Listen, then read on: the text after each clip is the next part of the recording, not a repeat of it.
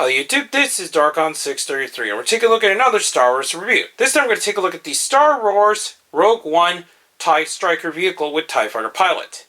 Now what's really cool about this vehicle is that unlike the Force Awakens TIE, it seems like Hasbro has definitely upped the quality in the way that they design their vehicles, since the wings don't feel flimsy compared to what we've seen with the Force Awakens TIE.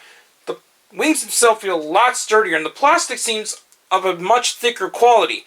So it doesn't have as much flexibility. While it is flexible since it is made of a softer plastic, it's nowhere near as soft as what we've seen with the Force Awakens TIE from what I can tell. We're going to take a look at the box first. The box is on the pretty cool design here. It has a really nice artwork of the TIE Striker vehicle. Obviously it does have the window display to show the TIE Fighter pilot. On the side that it states that it does work with the app using the code that's provided inside the box. Then we also got the picture of the TIE Fighter pilot on the side. The back, it pretty much shows the typical promotions with other figures, and just a look at the vehicle, and so on with the bio. So that's pretty much it. The bottom is just nothing much. So anyways, we're going to take a look at the vehicle itself. Before we take any look at the vehicle, we're going to take a size comparison with the Force Awakens TIE. So it is still a really good large scale. Now obviously, this vehicle is a lot longer in wingspan from front to back rather than from top to bottom, but it still has a really good scale next to it. So we're now going to take a look at the vehicle. The vehicle is in the older style colors, since it does feature the gray and black color scheme rather than just the full-on black and so on we've seen with the new version. It does have a really good wingspan, as I mentioned. I think it's about 22 to 24 from what I could tell. I haven't really checked it myself, but that's what I speculate. He does have ability to go into striker mode when you push up the wings, but if you want it in standard mode, you just press this lever and it'll spring down. It does have some assembly needed, since you do need to put the wings on the main base here, and you do need to attach the bottom cannon, which unfortunately is a nerf cannon. We're going to quickly show up the nerf ability. So basically what you're going to do is similar to the Battle Action Millennium Falcon.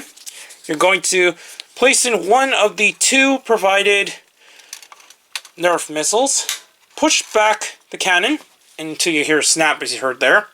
Then there is a button on the side which is right here. When you press it, it will fire. So let's see if we can get this on camera. So there you go. It does spring pretty well, and it did hit against the box, so we're just going to reattach it back to the bottom here. I will actually unscrew these pieces here after this video, since they just look really ugly that they have these large pieces sticking out. But other than that, I think it's okay. While the nerf cannon is kind of obnoxious and it does stick out quite a bit, to me it's just not the worst as long as you remove these at least. It's not the worst I've seen. The cockpit does open,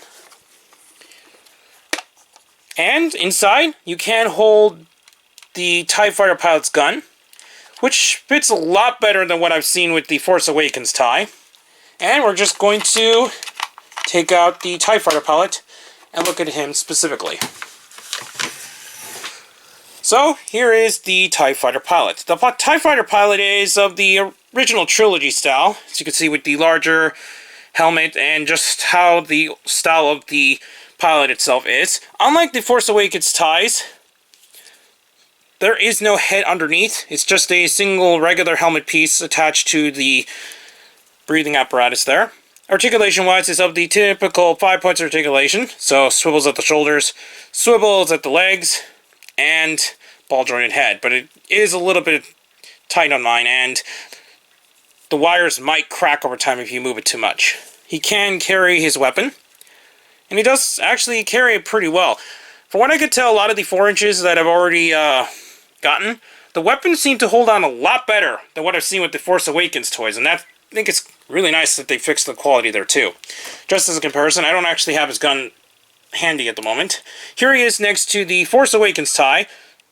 Fighter pilot. As you can see, the TIE Fighter pilot in the Force Awakens TIE Fighter, it's very similar, but the helmet is of a different style and it's a lot smaller. Well, this is the one that has the removable helmet. It's still of a different style helmet altogether. It doesn't seem to have as many logos throughout the suit, since this is obviously of the Empire and this is the First Order. It just seems like they don't have much of the decals throughout the body as we've seen with a lot of Imperial troops. So, I think that's pretty cool. Anyways, that pretty much covers the TIE Fighter to its entirety.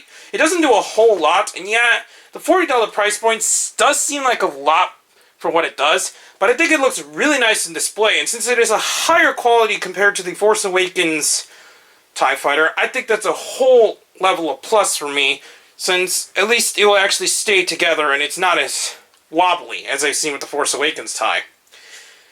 But I think this is a really nice release, and if you're a fan of TIE Fighters, I highly recommend picking this up. Maybe get it on discount and not get it on the first day like I did with Force Friday compared to some of the other stuff that I got.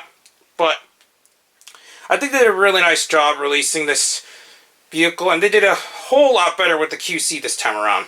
Anyways, please check out Hero Club, and please check down the other channels down below. Don't forget to check me on Twitter, Darkon633, and I'll be back with more Star Wars reviews in the future, but for now, I'll be seeing you on YouTube. Bye.